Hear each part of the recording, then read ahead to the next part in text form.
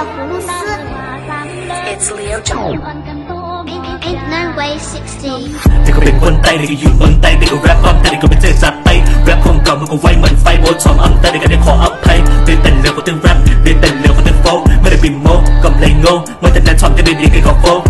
โดยการทำแรปแต่เร็วไม่ยังใจตั้งแต่งานไม่ยังบอกคนได้เฮ็ดอะไรเคยกันได้เฮ็ดมาตลอดก็ไม่ได้สนใจฟังไม่ได้บอกคนได้ไอ้กระจอกโดยการได้บอกตัวได้สกิลตัวได้เขาแรปตัวได้เขาแทร็ปก็ไม่ได้แอคไม่ยังบอกเขาแอคก็แค่ตั้งแรปเรียนกันที่เฮ็ดจนยังคือก็เป็นเรื่องของคนน่าจะติดแรปเป็นเพราะสนใจเขาเรียนกันที่เฮ็ดเป็นเพราะผู้สักวางแรปแต้มก็ขึ้นกับเทคยังไงเรียนของเขาอักษรไทยพวกเขานั่นเฮ็ดด้วยใจมันมีไผ่ที่เฮ็ดให้เขานั่นก็เลยไม่ยอมการซึ่งนั่นในไรนะเรียนกันที่บอกมันนั้นไม่ได้เข้าใจแรปแต้มเกย์ให้เป็นนั่นมานาไผ่ไม่ได้มีโอยที่มีไอออกมาแรปให้เป็นบริหารว่าแรปแต้มก็เป็นที่ทางไหนไม่ได้มีไอทางเขาว่าตีแรปจะเมื่อไหร่เขาตีตอกคนนั่นตีแรป